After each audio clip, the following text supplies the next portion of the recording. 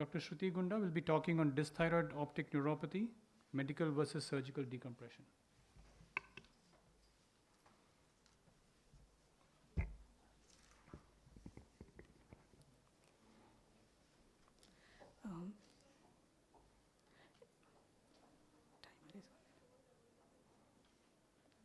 A very good morning, everyone. I'm Shruti Gunda, Oculoplasty and Ocular Oncology Fellow at LV Prasad Eye Institute. And the topic for my presentation is dysthyroid optic neuropathy, medical versus surgical decompression. Overall prevalence of Graves' disease is 13.9 per 1 million population, out of which 50% will develop TED either after, during, or before the treatment. Out of which 3 to 7% will develop dysthyroid optic neuropathy. Even an in-house study showed similar incidence at presentation. Usually it is more common in females with a 5:1 predominance, yet severe cases are more common in males, and even usually presents in active phase of TED. The pathophysiology of TED is either inflammatory, compressive mechanism, or stretch optic neuropathy. If you compare the myopathic phenotype and adipogenic phenotype,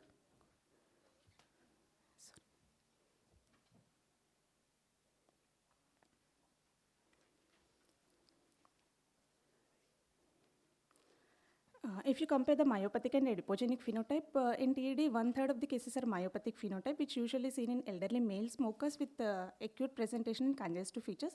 And these patients responsible for 95% cases of dysthyroid optic neuropathy, and the mechanism in these cases is because of compressive optic neuropathy.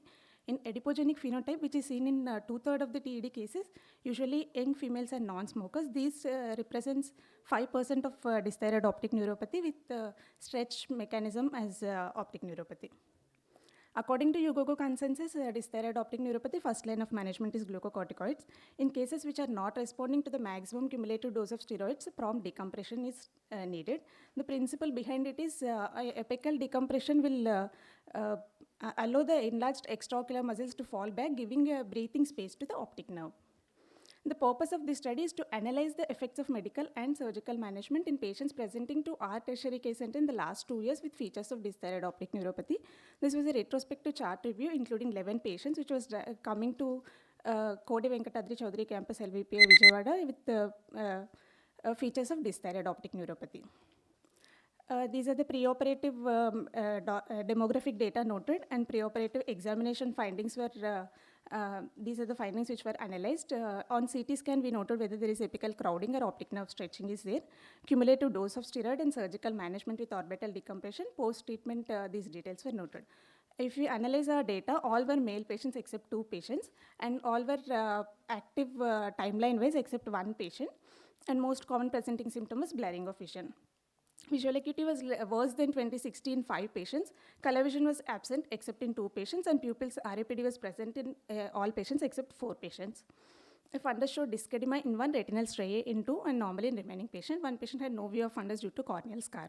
On CT scan, extraocular muscle enlargement was present in all patients with apical crowding in 9, optic nerve stretching in 2 patients. All patients received a steroid dose of 1 gram per day for 3 days. 2 patients received 2 more cycles. In that, 1 patient responded and the other patient needed orbital decompression. A post-treatment visual acuity improved in all patients. However, color vision remained abnormal in 4. RAPD was persistent in 3 patients. Clinical activity score improved to became inactive in all cases except 1 patient which had a 4. Extraocular movements are improved in only 3 patients, and exophthalmometry readings improved between 0 to 3 mm. This is a patient who presented with very severe TED with bilateral optic neuropathy and PL only positive vision, which did not respond to maximum cumulative dose of steroids, who underwent emergency surgical decompression. And after decompression, his vision improved significantly in left eye 20/20, clinical activity score. Other findings like exophthalmometry readings and proptosis also reduced. Dysthyroid optic neuropathy is a vision-threatening condition that affects in approximately 3 to 4% of patients. Because the glucocorticoids are effective, they are the first-line treatment. In cases which are not responding, early surgical decompression is beneficial, especially according to our that case also. So post-treatment visual acuity improved significantly in all patients except for 1 patient who had exposure keratopathy, corneal melting, and post-treatment decrease in vision was due to corneal scarring. However, color vision remained abnormal in 3, pupils persistent RAPD in 3 patients, extraocular movements remained restricted in many patients. The major limitation of our study was it's a small number of patients and only one surgical decompression was included. To conclude, what I want to convey the message is that DON patients respond very well with improvement in visual acuity with IV steroids. However, color vision, pupil, extraocular movement restriction may not fully recover. And early surgical decompression is very much recommended, especially to save the vision in cases which are not responding to maximum cumulative dose of steroids. Thank you, everyone. Thank you for giving me this opportunity. Thank you, Dr. Shruti. Actually, your topic was medical versus surgical decompression, but you had only one surgery done. Yes, initially we started analyzing that, but once we analyzed the patients, only one patient needed surgical decompression because medical management was effective in all other patients. So maybe you should revise your topic to something else. Because, yeah. Yes. What inference you get? Yes. So do you want to convey any new message to us which is not there in the existing literature? Early surgical decompression can save the vision, especially if maximum cumulative dose steroids are not responding cases. Early surgical decompression is needed. Well, that's exactly what the books say. I mean, is there anything else new that you want to tell us? Our purpose of the study was to analyze our own data, how the data was corresponding with the literature. Okay. You did bony decompression or soft tissue decompression in one case?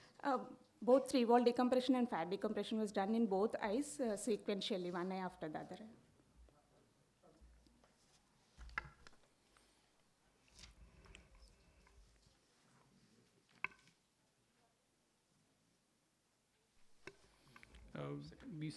Thank you very much, Dr. Shruti. Thank you. Thank you.